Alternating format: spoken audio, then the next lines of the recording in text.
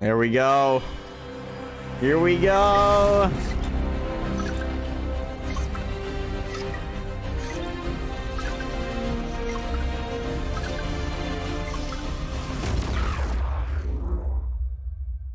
It's time. Thanks for tuning What's up, in, Joe? y'all. Like many of you, I've been playing games as long as I can remember. They're a core part of what makes me who I am. I believe there's this deeply rooted, often unstated mission of games to keep adventure alive. In 2014, Bungie set out to start a new adventure. Heroes awakened on a desolate planet. A silent god set in our sky.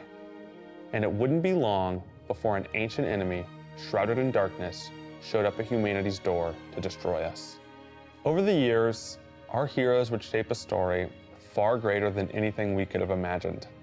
Players would explore deep into the depths of Venus, hunting a machine god that controlled time itself. Atheon. They'd invent ways to combine their mythic weaponry and their paracausal abilities to stand alone against monsters that took others an entire elite squad. They'd race alongside their friends far into the early morning in the halls of an ancient city where only a select few emerged victorious at dawn, clutching the heart of a dragon.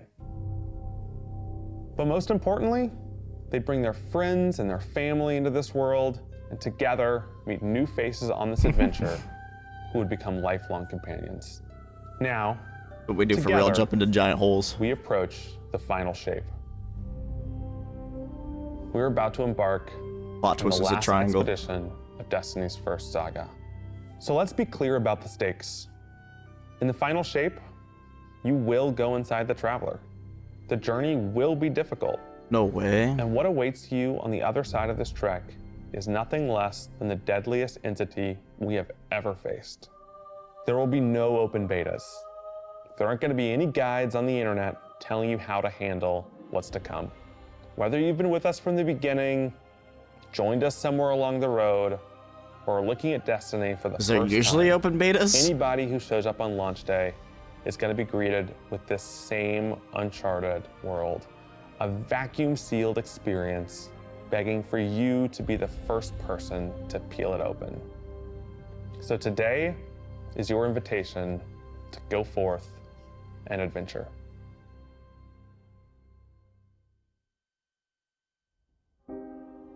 Here we go, trailer. Cosmodrome.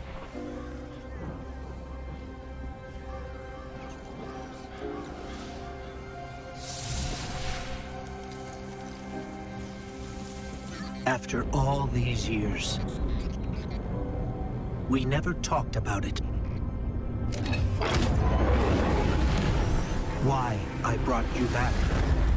Oh. Okay. The tower? Why you were chosen. Once again, that's what we do. We just jump into holes.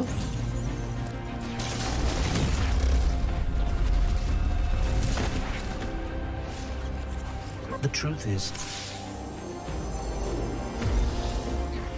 I didn't know then. Oh. It's the It Gallon! was just a feeling.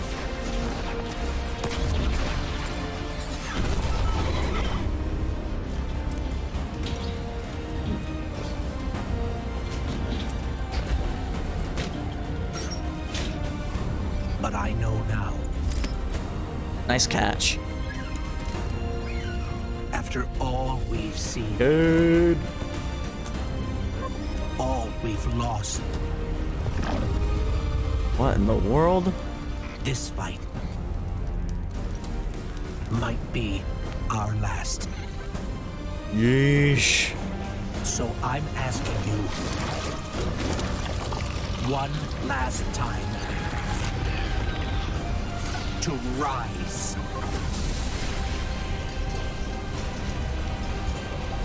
Hi, Zoki.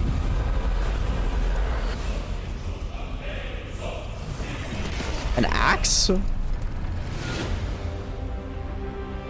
Oh, logo. Logo change. Become legend. The heart of the This is traveler. a momentous time in Destiny history. We've been building to this moment for the last 10 years. The final shape is the conclusion to that journey. This is a moment in gaming that as a developer, you just don't get very often. Guardians and allies are fighting the biggest threat that the universe has ever seen in this big culmination of the Light and Darkness saga. When we were thinking of what the final shape could be, it had to be a lot of different things. It needs to pay off this epic confrontation with the Witness that we've been setting up for years. It has to bring you closer to your allies in the Vanguard. It has to be this place that like makes you feel nostalgic for the entire journey you've been on. When we were resurrected by ghosts at the very beginning of this story, we didn't know why, but it was for this. The Traveler is asking us for help. And it's our responsibility to protect every living thing in the universe from what the Witness intends to do. But will we succeed? When we first start the final shape, we are finally able to go through the portal that the Witness opened in the Traveler at the end of Lightfall. Inside is the pale heart of the Traveler. That is the stage for our showdown with the Witness. The Witness has the darkness. It has always had a connection to it. The pale heart of the Traveler is what it's trying to use to gain connection to the light. So with both, it can enact its final shape. The Witness looks around and sees a lack of purpose. All those meaning. hands. It wants to fix all that. So it's trying to put the universe into this frozen perfection where everything's just exactly how it thinks it's supposed to be. That is the final shape. If we're going to defeat the Witness, it's going to take everyone. Failure is not an option. We're gonna need the Vanguard, all of our allies, and all the Guardians to rally together and be brave in the face of Oblivion. In the final shape, we're going to answer questions at the grandest scale. But what I find really interesting is that it's also a very personal journey where we deepen our relationships with these characters that we've known for so long. Zavala, Ikora, our Ghost, get to reconnect with Cade 6. So, like, while there's this great conflict and everything going on around us and stakes of just unimaginable heights, it's still at the end a story told around campfires by a bunch of companions who have been fighting together for hundreds of years.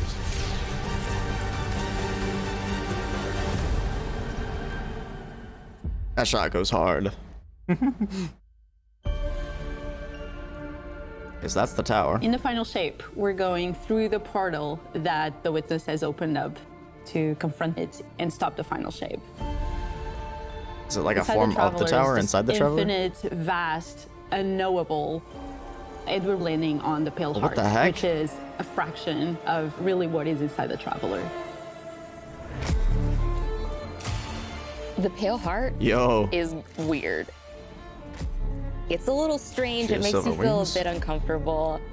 And it Whoa, is what the also heck? just so cool and artistic in the best way.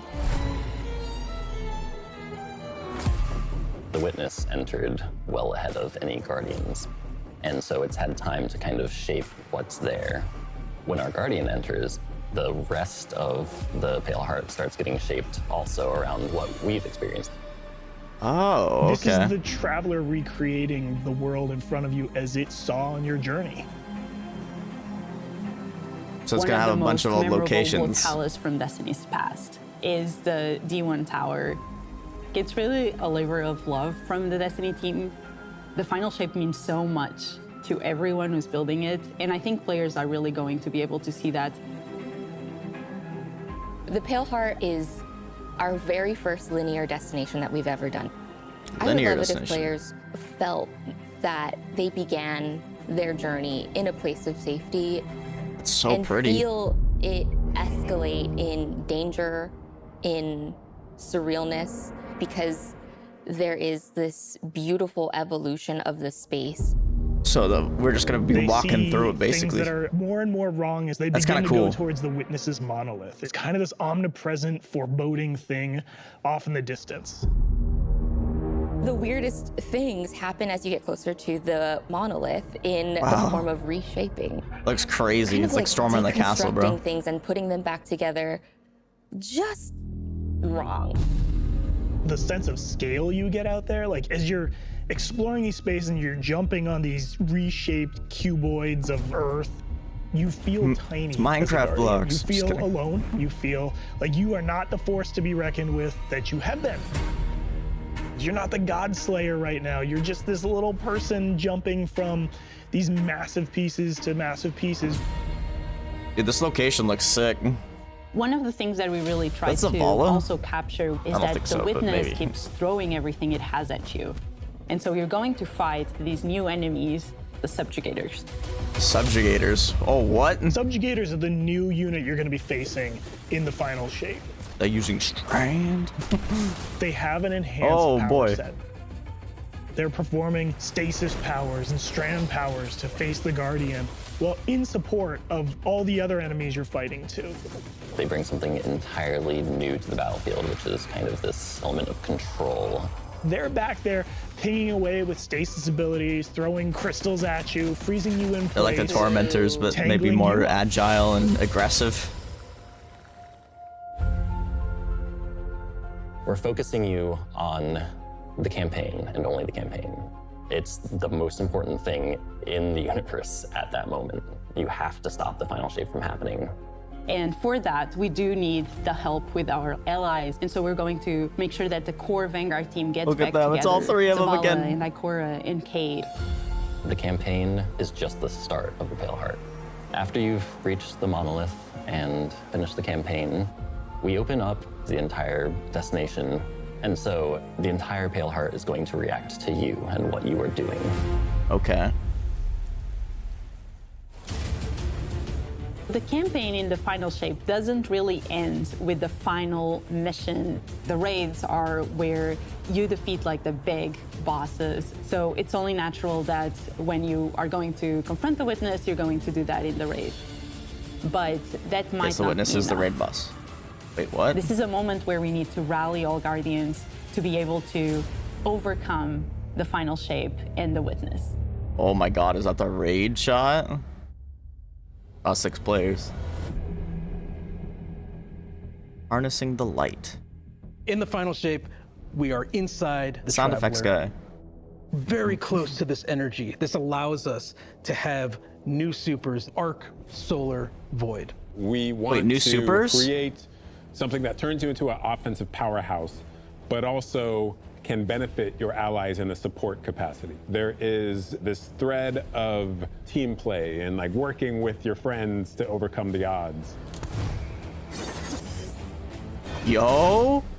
The Warlock Super is this ultimate expression of solar energy coursing through your Guardian. This Solar Warlock Super is a callback to Radiance from D1. Other than Golden Gun, this is the only other first-person super in Destiny right now. Your melee's like all these projectiles going off, doubling the amount of projectiles. Your grenade almost being sentient as it searches around, and then it hits a character, it's like an bounces off, and empowered goes form. to another one. And you're so overflowing with this energy that you are also giving it to your allies, allowing them to have their solar weapons supercharged. Wow, applying scorch okay. when they're shooting. That's a different The new type of Solar super. I Warlock like this. aspect. When I cast my Rift, it is going to create this little solar soul that when it A sees solar an enemy, soul. it launches part of itself out and hits the enemy and explodes and scorches them. It just feels very alive.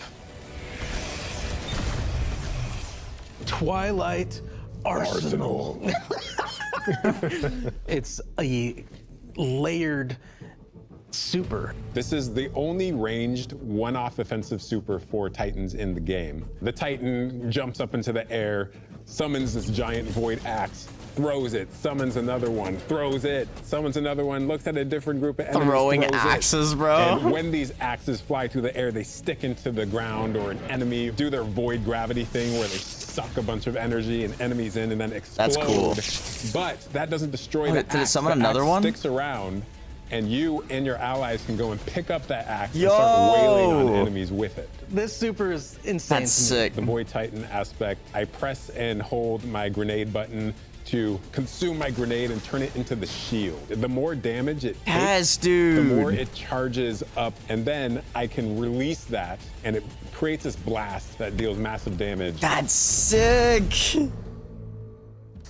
The Hunter Arc I'm glad they finally leaned into It's all the about finding big the weapon shortest for distance Titan between 2 again. points. The Hunter kind of rears back, takes this knife, and throws it across the world, and then is able to blink to its position, do the slash that just decimates Teleports anyone behind you. nearby. One Nothing really great thing personnel, about kid. that is not just you do it once, but you're able to do it 3 times. Oh, Along wow. with devastating attacks each time you do it. The Hunter Sick. has an aspect. We take our staff, we twirl it in the air, which propels us upward. It creates this burst, which amplifies you and Willow. any allies near you. It almost makes it feel like you're playing a Indeed. fighting game, right? Like these combos that you're chaining together to do these different moves. It like takes that sandbox to the next level. The more aspects we have, the more capable we are to do that. It feels like you're like riding the lightning, you know? Like that instantaneous, like That was good, but I think He's it's more doing his sound effects. Oh, he's joining in. You know? I like it, I like it. Let's go. Weapons team has been working on all sorts of goodness. We've got exotics, we've got legendaries, we've got perks. We're always cooking up stuff. We're always playing with stuff that we think is like really interesting or taking inspiration. So are those the only We 3 have new Tessellation, supers, which is and they're this like exotic locked to pyramid certain fusion subclasses, or they're rifle. going to be It for has each? the really intriguing property of adapting your Guardian's current damage type. This will be the first time that you can run a weapon that can adapt to be strand or stasis in the energy slot. So you'll be able to run an entirely strand or entirely stasis loadout. That thing looks cool. Tessellation has the additional property that you can special reload to reshape your grenade and suck it into the weapon, and then fire out a super destructive single projectile. It's a really special weapon. What's the one specific exotic that I can make that's like really zany that you would like right now? What if Golden Gun was a sniper rifle? What if you could harness the might of the Traveler? You know, we had a moment where we saw that Traveler Beam cutscene. I know people on Weapons went, I kind of want that. You're like, that is incredibly dope. So we've got this opportunity to bring back these iconic Destiny 1 weapons, but really turn it into something that feels unique in Destiny 2. We have to bring Kvastov into the fold. The Red Death exotic pulse rifle. And Dragon's Breath. Burn the world, burn it all. Does it bring In the back final all shape, those? we Is that have what they new just said? weapon subfamilies coming, broadening what existing weapons can be. Really like bordering on exotic functionality. So for example, we've got a rocket pistol sidearm subfamily. We always liked the special ammo sidearms. This fires tiny, Another special ammo slow-moving sidearm. rockets. They hit very hard, do a bit of AoE damage. Oh my God, it's like a frickin' tracer round, or a rocket launcher stats. wolf We're also background. doing a new support weapon subfamily. The support frame auto rifle is a type of legendary auto rifle. It'll let you switch seamlessly from firing at enemies to healing your allies. What? I'm really excited to bring it to What? dungeons and keep my team alive, That's honestly. sick.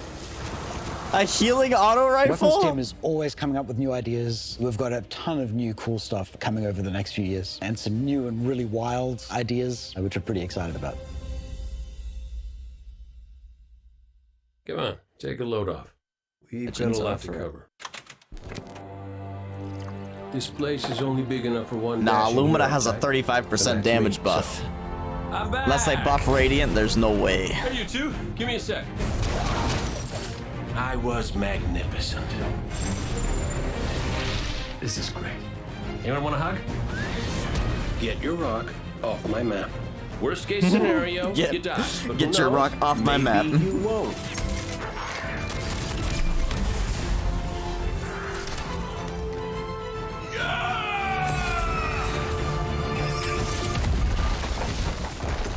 Well, better get back to it.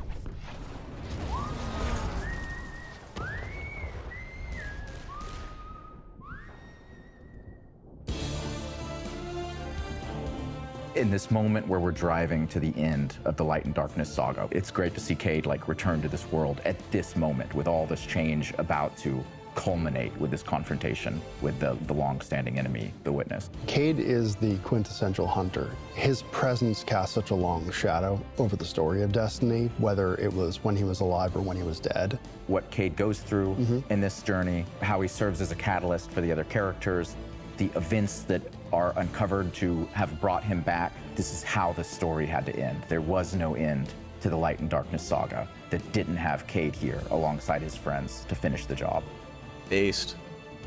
Once we started digging into the nature of the Pale Heart, I think that crystallized Cade's role as a guide. Cade is Virgil, and he's our guide through this other place. Cade is the one who is the most appropriate person to be the guide, because that's his job. That's always been his job. It just feels so natural for Nathan to be back in the booth. It felt amazing to just see him slip back into the role, like, without missing a beat. Right, instantly. In the flesh, or metal, as it were. Cade's the glue that's always held Zavala and Ikora together. Having him back puts them in a position of questioning where they've been and what they've done without him. You think about the journey that Zavala's been on and how he's been taken down this dark path, and you think about the weight that's been on Ikora, having to hold the Vanguard together, having Cade's voice of levity and brightness that he brings to that group. I think is going to be great for them. Well, at least we have each other. We want people to take away that sense of reunion and that idea of like the gang being back together for this moment. I'm here now. Wherever the hell here is.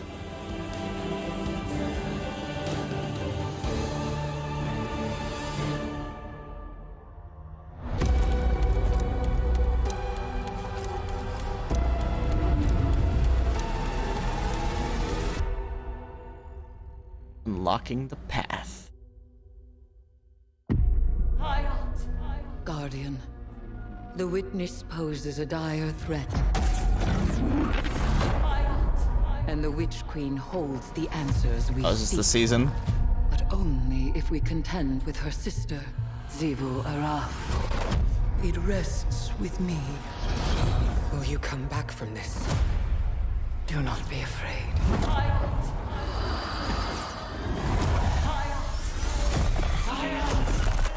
Whoa!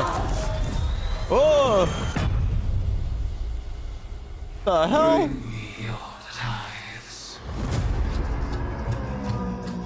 You now wield Hive magic and have entwined it with your light.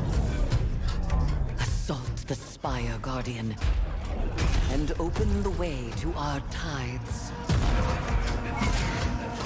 Ooh, what's that? Oh my god, is it the Hive Boomer?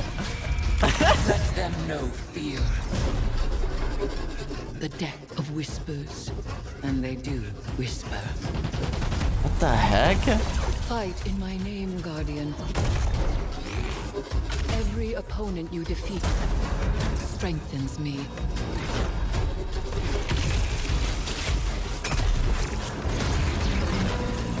My appetite rises for your brutal tribute.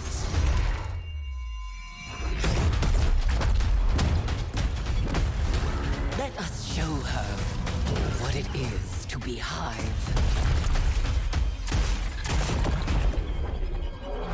You have sounded the horn of battle!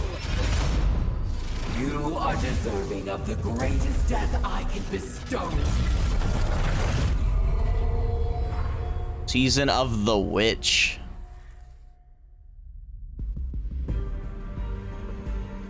Season of the Witch is our opportunity as players. We've been annihilating and breaking Hive spells, and now we finally get to cast them. At the end of Season of the Deep, we learn that Savathun has the key to getting into the portal that we need to go into. That means we have to go find Imaru, her ghost. Imaru's like, not so fast. We've got a bigger problem first, and that bigger problem's name is Zivu Araf. If we fight her, she only gets stronger. Eris has an idea. It's a really good It's idea. a wild ass idea, yeah. She determines like, well, the best way to fight fire is with fire. We are channeling all of that energy that we're creating by going through, by eliminating enemies, and we're tithing to our friend Eris. Bring me your tithes. What does that mean for the characters and the player to kind of like be like Savathun? And that's where we went down the path of having Hive Eris. We wanted to extend that magical fantasy That's into cool. the player then. That ability to have overwhelming magical power, that risk and reward into all of our activities and systems experiences. And so that's what led us to come up with things like Deck of Whispers.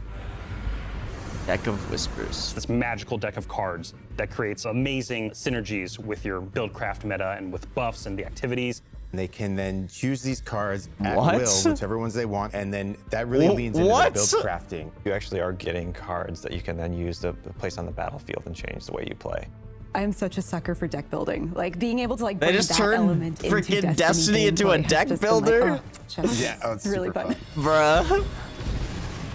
The last season was the roguelike. Now we're the now we're doing the deck So we've builder, got two huh? brand new seasonal activities coming with Season of the Witch. We've got Altars of Summoning and Savathun's Spire. Savathun's Spire is our new 3-player offensive. You're doing a lot more with the Lucent Hive magic, but it's got a high amount of combatant density. It's got additional random encounters that you can come across. The Witch's Spire itself, Savathun's Spire, was like her reliquary for all these different magical experiments as she was learning the light. Season You're of there in order to Metroidvania. learn as much as you can in order to become a master spellcaster, right? To become like Savathun. The Altar of Summoning's activity is really exciting because you can spend like 20 minutes in it or you can spend 2 hours in it. It's a 3-player experience that you can hop in and hop out of. As you're going through this activity, you're filling the tithing bucket. As that tithing bucket is filled up, you'll get progressively more rewards. Cool confusion. And then finally at the end, it'll cash out and you'll get a whole mess of rewards. We really wanted to make sure that there was a home for any exotic mission content coming in seasons after the year has passed. And so we developed what we're calling the Exotic Mission Rotator. Right away, we're getting Presage, Vox Obscura, and Operation Seraph Shield. This is some of the most fun content the team has making. It's some of the Live content today. the fans and players of Destiny love the most. The most exciting thing, outside of just the missions themselves, is that every time we put a mission inside of that rotator, the exotic that comes alongside of it will become craftable.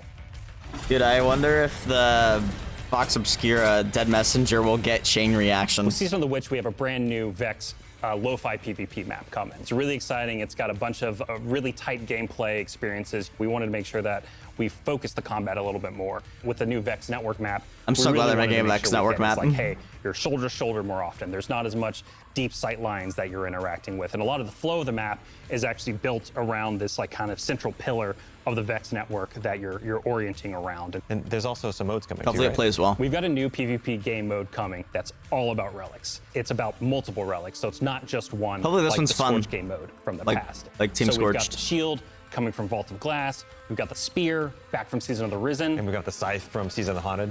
Yeah, so you're going to be reaping Guardians with that. I feel like the spear's the It's a lot best more thing. tactical gameplay. Oh, It's all well, about maybe they running around made the it map, worse for claiming PvP. these Cool. relic dispensers, and then grabbing them in order to push for victory. I guess the shield would be really good too, though, because you can block everything. The words in my throat are the weapon in my fist. We were feeling pretty hivey this season. We were feeling obviously. pretty There's something hivey. in the air. And so when thinking about like what's a good raid reprisal that would really suit this very hivey season, there's only one Crotas. answer. It is Crotas. What else would it be? What other hive raid is there? I have Yup, it's Crotas. Wow. a god. Crota's End returns.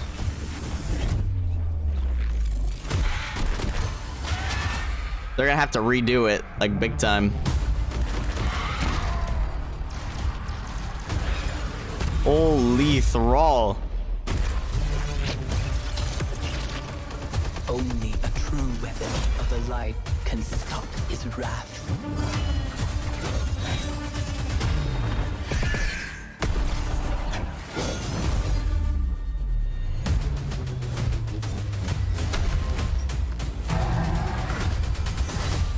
Crota.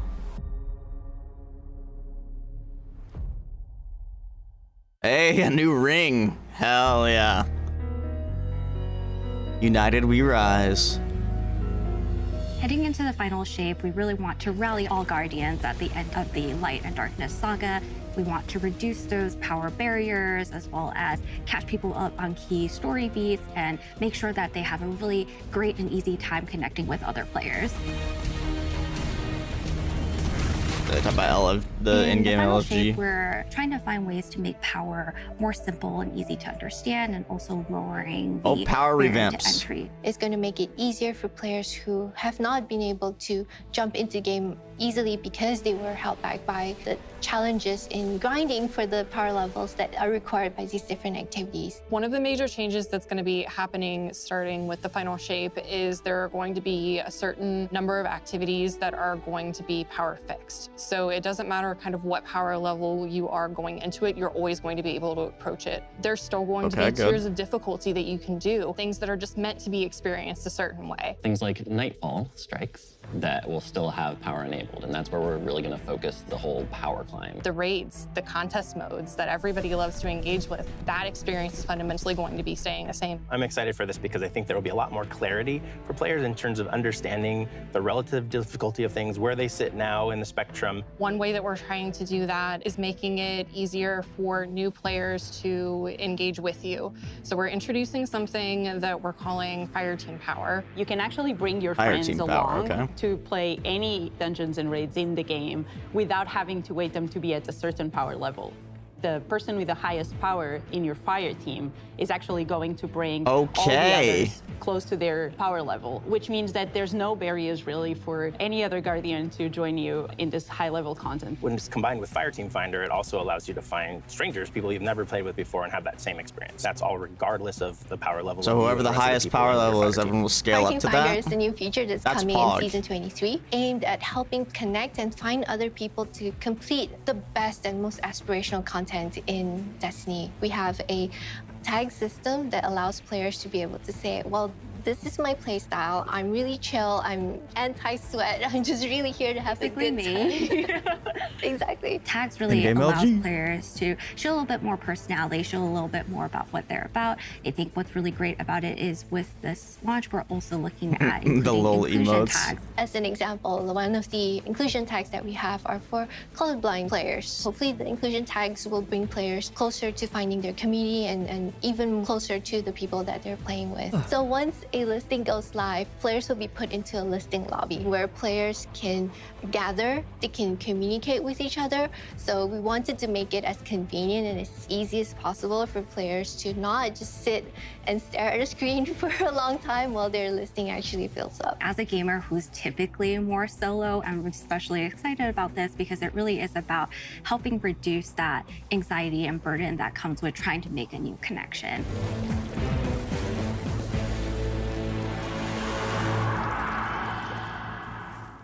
The feature coming out today that I'm incredibly excited about is Timeline Reflections.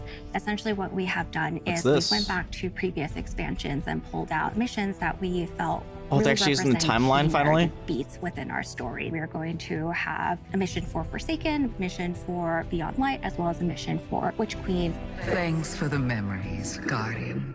The neat thing about these missions is they're not going to be like one-to-one for how you would experience them in the campaign. You're also going to get additional pieces of narrative fed to you to like identify like, hey, this is why it's important that this happened, and here are the people you met along the way. A really big one that's really timely for Final Shape is Cade's last stand from Forsaken. This is a moment that a lot of players, new and old, are going to come back to Destiny. I think this is just the right time to introduce features that are going to allow those players to jump right in and find people to play with and enjoy this content regardless of their power level. Wait, so like some of the stuff is going to actually be playable? Is that basically what they just said? All legends are beginnings. This 10-year journey. What comes next? The episodes. And the new way we're going to tell stories moving forward. What's really important about episodes is that it's a really big shakeup to what we've been doing. Instead of providing 4 seasons a year, you are going to get 3 larger episodes. And so the first 3 episodes in this coming year are called Echoes, Revenant, and Heresy. It's coming right after the Final Shape. And the theme for the year is going to be all about the consequences and aftermath of the Final Shape. I think what's really the cornerstone of the episode model that we're building is the 3-act structure.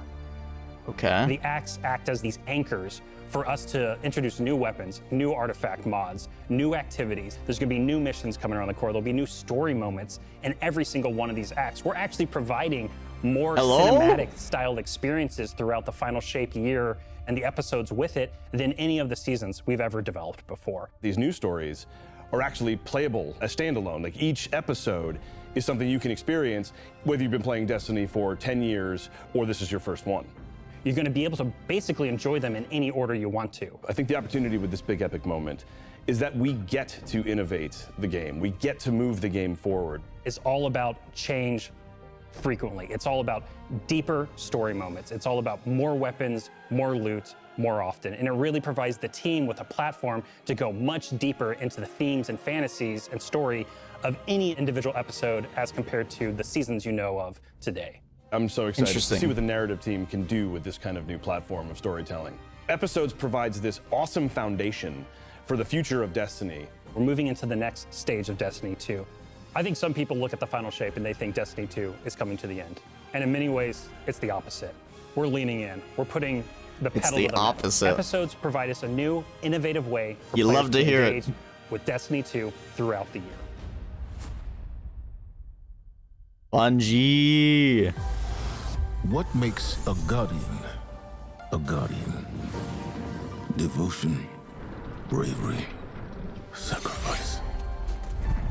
We know that we were chosen for a reason, by something greater than ourselves. Guardian. Guardian? Eyes up, Guardian. Shaped by the fires of each new battle, we are forged and sharpened into what we must become for the fight ahead. We are the final line that halts the second collapse. All of us. Every Titan. Every Warlock. Every Hunter. What is it the Guardians say? Devotion inspires bravery. Bravery inspires sacrifice.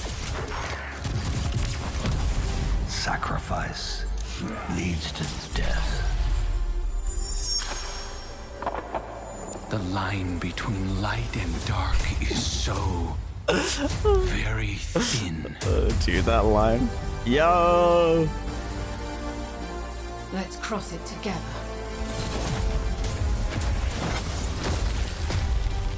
There are things out in the dark that only the dark can overcome. Trust me. You've heard the stories of the Traveler's sacrifice, of darkness descending upon humanity.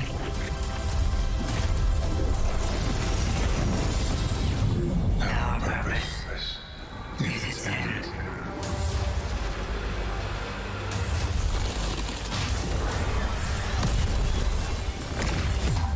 This time, there is no escape.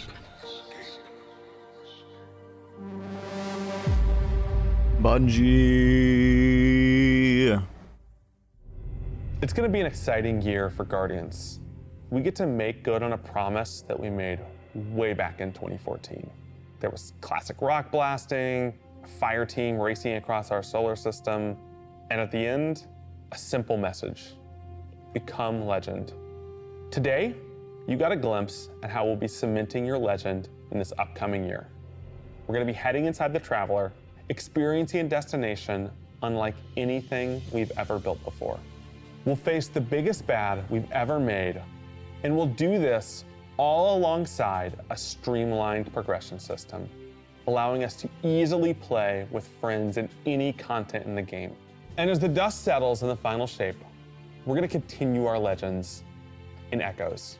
It's Destiny's first episode in a new phase of storytelling for Guardians, with brand new conflicts born from the resolution of the Light and Darkness saga. These first episodes are just the beginning. But if you're chomping at the bit to see how the Light and Darkness saga is going to kick off the future of Destiny 2, we've got a ton of great content for you to jump into today. Going live after this, we've got Season of the Witch, with a new story, new weapons, new armor, new activities, and new PvP content, all alongside a series of story catch-up missions, allowing any of your friends to jump into the game and get up to speed on what's happening in this world. Then, next week, a brutal reprisal of Crota's End is going to join the ranks of our aspirational content. I can't wait to see you all in the throne world as we learn more about the final shape and how we can stop it. Fog, dude. Fog, dude. Future Destiny's looking good. Hopefully the season's good. Do not be afraid. Bring me your tithes.